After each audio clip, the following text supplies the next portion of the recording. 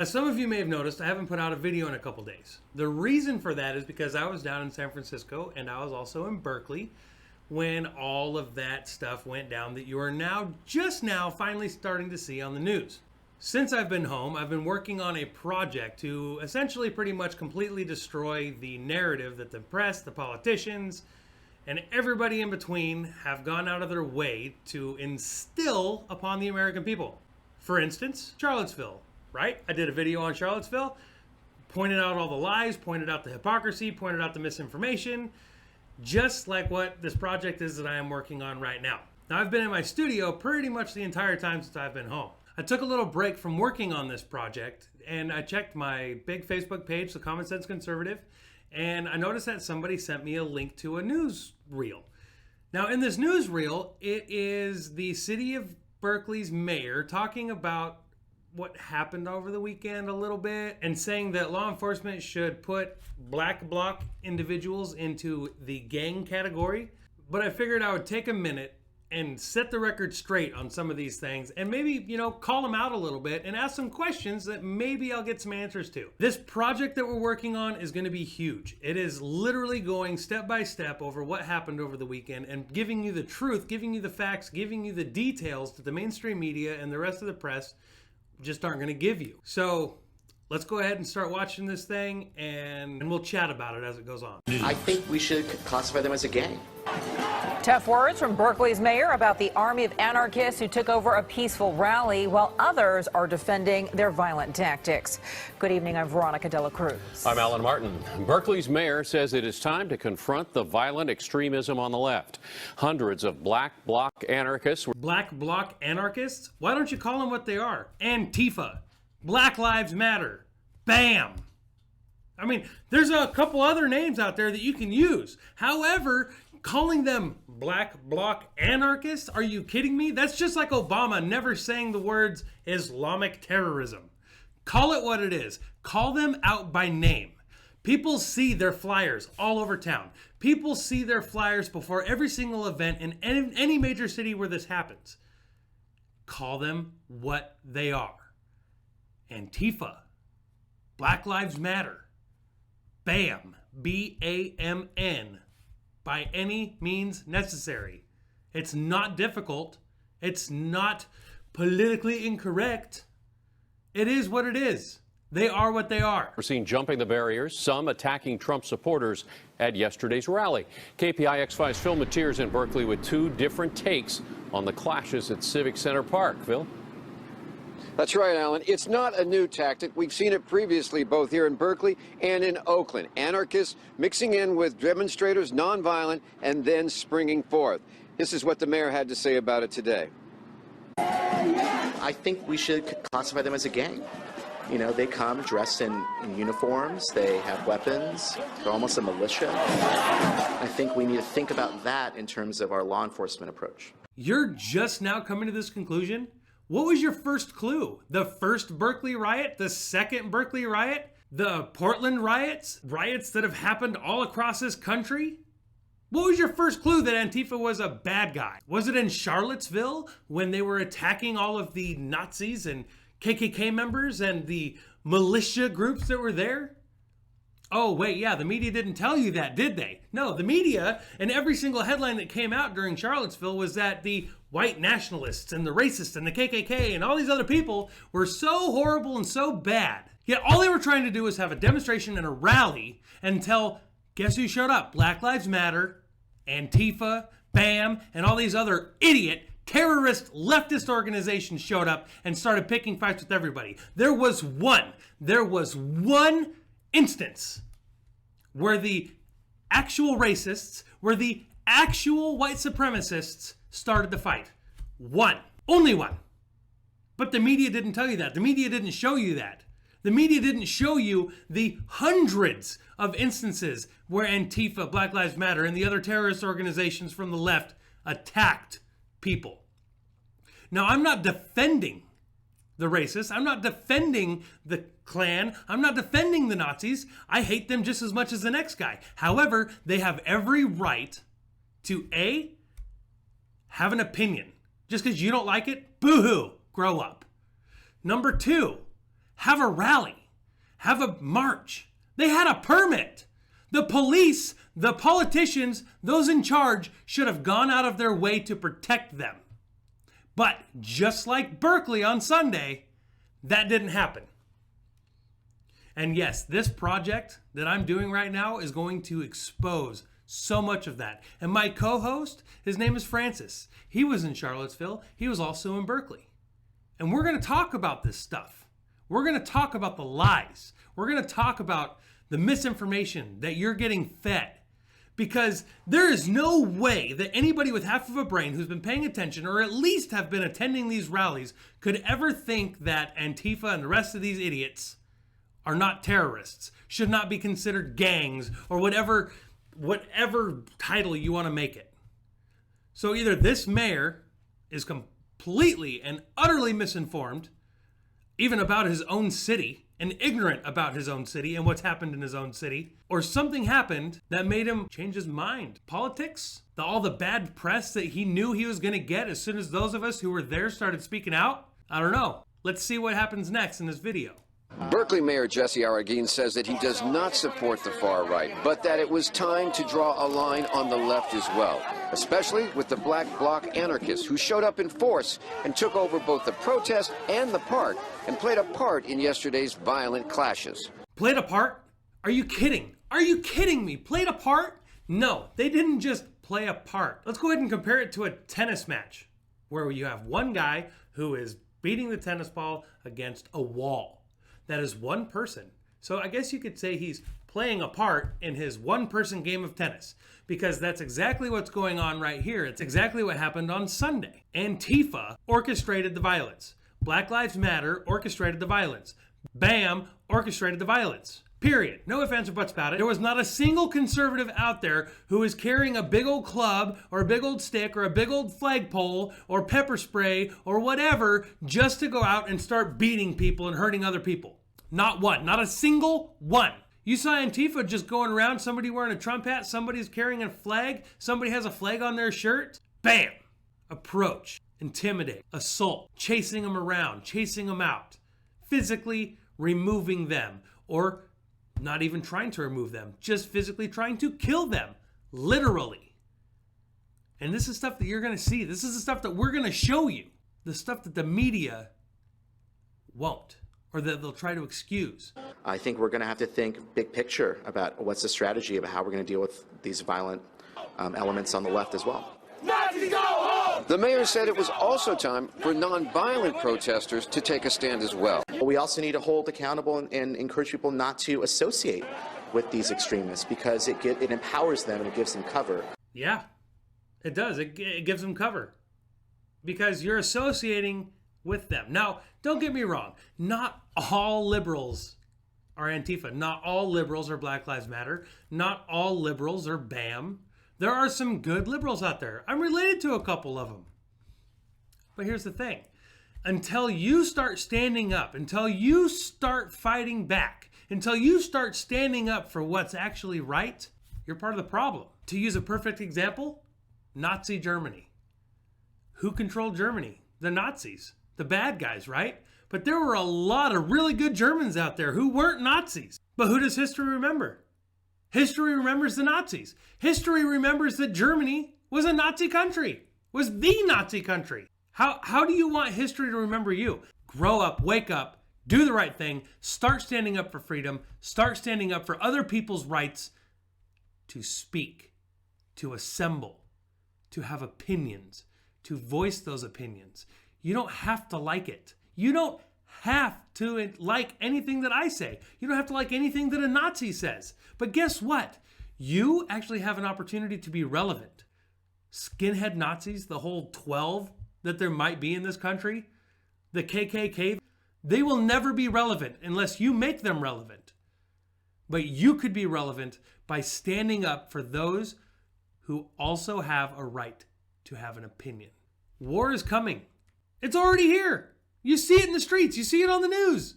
Whenever there is a rally of any kind that has anything to do with conservatives or people on the right or anybody that those on the left don't agree with fully, there's a war going on.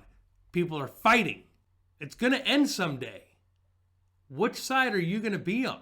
Protest organizers today, however, defended Black Bloc's presence. White supremacists and fascists are not welcome, and that if the state is not going to protect us, and they do not, that we are going to protect ourselves and welcome those who stand with us. Now, this is probably the funniest part of this whole comedy. White supremacists, Nazis, fascists? Show me one. Show me a picture of a Nazi or a white supremacist or a fascist or whatever you want to call them that went to Berkeley. I would love to see it. I had this wonderful little old lady sitting there screaming at me the other day on my Facebook page, talking about how all these Nazis are going to get it and how she's going to join up and she's going to kill all the Nazis. And I asked her, where were they? Can you show me the pictures of these Nazis that you say were at Berkeley? I'd love to see them. She wouldn't do it. I don't know why. Oh, probably because there weren't any there. None existed. Not a single one. As a matter of fact, Joey Gibson, the guy who organized the event in San Francisco, he made it very, very clear that he was not a white supremacist. Also might have hinted that he was, part Japanese and, not really white, and that most of his speakers were, not white. And the fact that, the same thing that he's been saying for months. But yet, no matter what, he keeps getting called a white supremacist. His rallies are considered Nazi rallies and alt-right rallies and fascist rallies. But it's a lie. I've been called a Nazi. I've been called a white supremacist. Yeah, I'm mixed too. And all I do is preach about the opposite of fascism. Opposite of anything that a Nazi would ever stand for. Our news crews found that most of the conservative demonstrators in the park yesterday were Trump supporters who repeatedly denounced Nazis and racists. I am against the white supremacy. Duh. Why did you act surprised? It's the same thing you've been hearing for months. It's not news. And while it didn't look good, the mayor also praised Berkeley police for holding back and ceding the park to the anarchists. I'm not going to go into too much detail about this part because this is a giant piece of the project that we're working on that we'll be releasing pretty soon. However, what world does this guy live in? Black Bloc was trying to provoke the police. I think since some of the more sort of conservative protesters had already left or were already escorted out safely. Again, can't really give you too much information because it'll ruin the surprise in this project. However, I will give you some clues. I was there. I was part of the rescue effort to get the people out of there. That whole last little clip was nothing but a lie. And the first part, Antifa was trying to provoke the police. Well, I think that's when the police should probably start arresting people. Yeah, do your damn job. What would you say to the guy that was getting chased down the street? Well, it's unacceptable. I mean, anyone who was injured, it's completely unacceptable. Jesus ain't gonna come and be your savior today. And we are going to be looking at video. We're going to be identifying people. It's completely unacceptable that people got hurt. However, officers stood there and watched it happen. Officers stood there and made it so people couldn't go through their lines to safety. Again, I can't get into too much detail about this. However, I do expect the mayor of Berkeley, California, to provide me with mugshots of the people who assaulted my reporter, who almost killed him. I want mugshots of the people who damaged my vehicles for no reason at all. I want mugshots of the people who assaulted Joey Gibson and Pete and Tiny. There were 13 people arrested that day, but I know that there were a lot more than 13 people who assaulted those people and attempted to kill those people.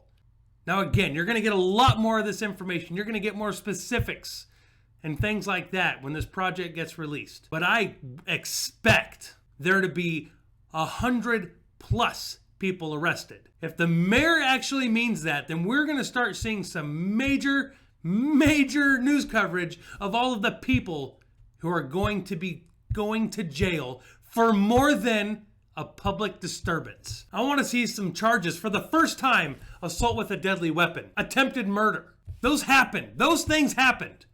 Those people didn't go to jail. At least not yet, but I sure hope they will be, because this should never happen again. Never be allowed to happen again. It is time for the liberal mayors and the liberal cities of this country to start nutting up. It is time for the liberal mayors in this country to start growing a pair and understand that these idiots, they don't vote anyway. So they're not voting for you. So throw them in jail for a very long time because they're terrorists. They're trying to kill people. We've seen it over and over and over again. In the wake of Charlottesville and yesterday's troubles in Berkeley, the mayor also called on neighboring UC Berkeley to call off next month's planned Free Speech Week, one that would feature Milo Yiannopoulos, whose last appearance at Berkeley triggered this riot. I believe that that's the right thing to do. And if they don't do that, then they need to work with the city and potentially assist the city through resources to be able to adequately police what we know is going to be a large protest that will spill out onto the city streets.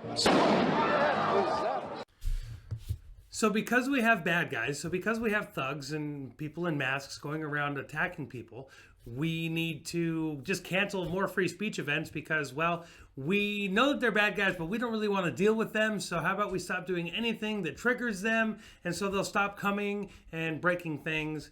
And so because you're a college, you obviously have better resources than we do as a city. No, none of that makes sense. And the mayor, come on. No, you don't get to cancel things just because it offends other people. That's not how America works. Now, UC has responded saying they appreciate and understand the mayor's concerns, but the free speech event is being put on by students, and that the university has neither the legal right or the ability to cancel it, which means that we are going to see even more of what you've just seen. Back to you, Alan. Phil Matier in Berkeley. All right, Phil. Appreciate it. Thanks. Good job. Can't believe I ever said that about UC Berkeley, but good job. Yes, the students are putting up the event, so therefore the college should facilitate it. And you know what would make it better? The city helps the college out. The state helps the college out. When they go and they start burning the college down again because they're all triggered and sad and offended because somebody they don't like gets a chance to speak to people, round them all up, throw them all in paddy wagons, city buses like I was thrown into one day. Take them all to jail, process them, spread them out if you don't have enough room. Get them in jail. Prosecute them to the fullest extent of the law. Take care of business. Round them up. And if any moderate liberals go there to protest and they're not shutting down the Antifa guys, throw them in jail too. Because all they're doing is enabling. All they are doing is empowering these fools, these terrorists, to continue their bad behavior. Now, this next clip that I'm going to show you guys is a separate clip. It's from MSNBC. It's a short clip, and I just wanted to talk about it a little bit because it too really pissed me off. Check this out, and I will explain to you why I'm so irritated. The event was branded as a peaceful stand against hate rally, but quickly turned into the opposite. It came after organizers had canceled a separate anti-Marxist rally, citing concerns over safety. The Los Angeles Times linked to this video posted on Twitter, which purported to show Antifa members beating down an apparent alt-righter. Beating down an apparent alt-righter? Here's the problem, MSNBC. This apparent alt-righter, he works for me. I know the man personally. I hired him.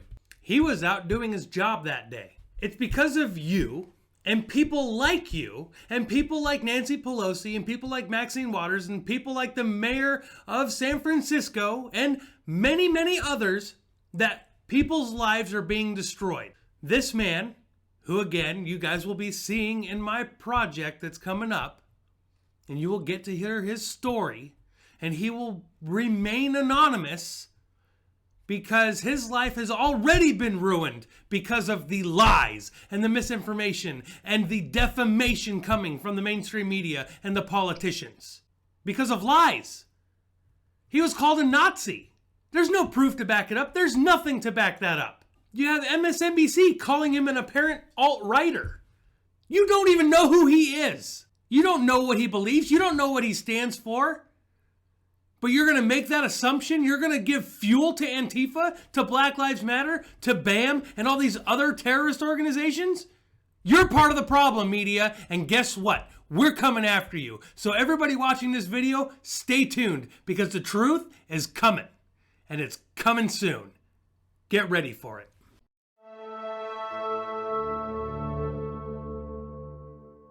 Free thought for free people.